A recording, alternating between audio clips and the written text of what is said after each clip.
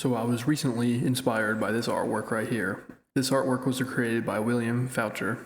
Here's his YouTube channel in case you're interested. Here's the final that I came up with right here.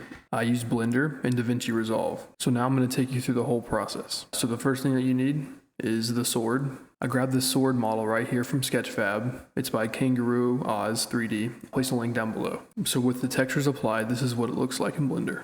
So as you can see, the lighting is pretty simple. It's an HDRI from Polyhaven. And then I added a sun lamp. So I was gonna do something similar to William, but I wanted to make mine a little unique. So I wanted to put it on the ground. Also, I believe he used an actual photograph and then placed a 3D object into the scene. So I added this ground model right here. This texture is from Megascans. So this is the material I use for the ground. It's on Fab Marketplace. So now for the camera, I used a 24mm lens, and then I used depth of field, and I used the sword Sting from Lord of the Rings as the object with a very low f-stop. You can't tell what it's doing right now, but whenever I add the foliage, you'll be able to see. For the foliage, I decided to use G-Scatter, and then I use the Gentle Wilderness Environment preset. I'll put links to everything down below. So once you select your ground and you add it as an emitter, I use the Gentle Wilderness preset. So now you can see all the foliage, but now the lighting looks a little too intense now. So here I added a tree.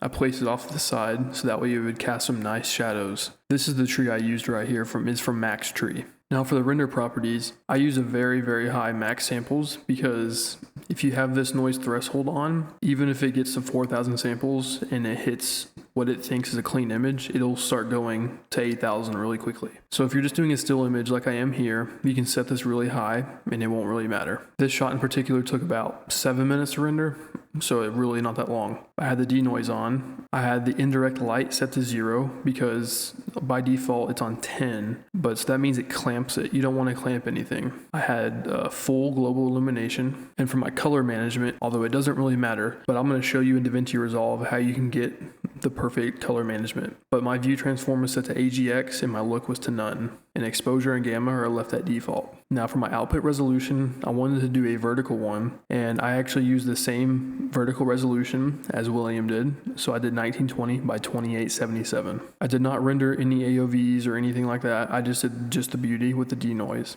Now another thing on the lighting. So what you want to do is whenever you add your sun, you want to angle it to match where the brightest part of the HDRI is coming from, as you can see like I did right here. So that way the shadows will match the HDRI. And I have a pretty high strength of 50, and I warmed up the temperature in the sun. I also did the same thing for the HDRI. So here's the final image from the render. What you want to do is go to Image, Save As, and you want to save it as an OpenEXR. I did RGBA full float, DWAA lossy, and I left everything else default. You hit Save Image. So now we're going to go into DaVinci Resolve. So now we're in DaVinci Resolve. The first thing you want to do is make sure your project settings are set up correctly. So you want to change your resolution to whatever the resolution of your final render is. And then as far as the settings go, you leave everything else the same. Now, Creative Shrimp, if you don't know who that is, he's an awesome YouTuber. He has a full free course on DaVinci Resolve for Blender. And this is where I learned a lot of the techniques I used. So the first thing you want to do is you want to add a log conversion. So what this does is it flattens out the image, as you can see on the right. And then at the end, you want to add a conversion back to what the view was in Blender. In my case, I use AGX. And if you follow Creative Shrimp's tutorial, that free course that I put a link down below for, he's going to show you exactly how to get this done. So also you want to add an exposure node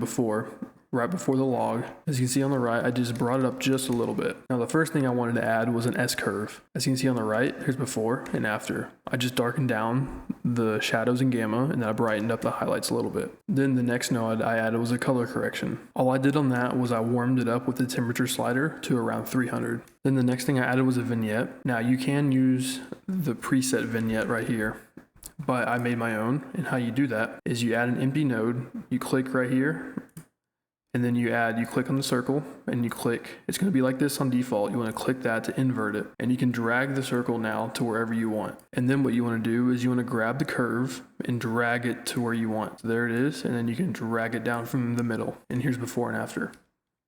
Then I added a glow node, which this glow node is right here. So you go to library and you can search for glow.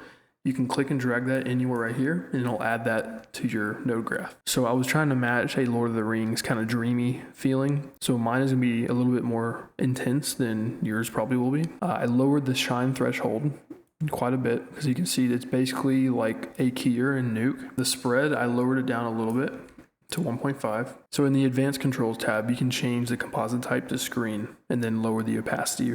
And then the final node that I added was a ray node. It's a very subtle node, but as you can see, it's adding this sort of light ray effect into the image. And how you search for this is you go to the library and you look for rays.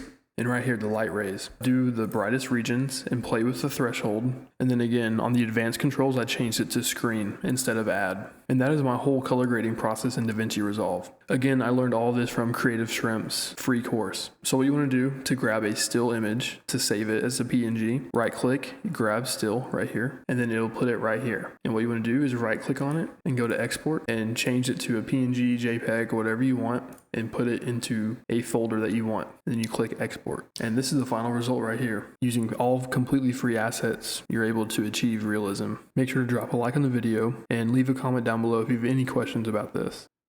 Thanks for watching.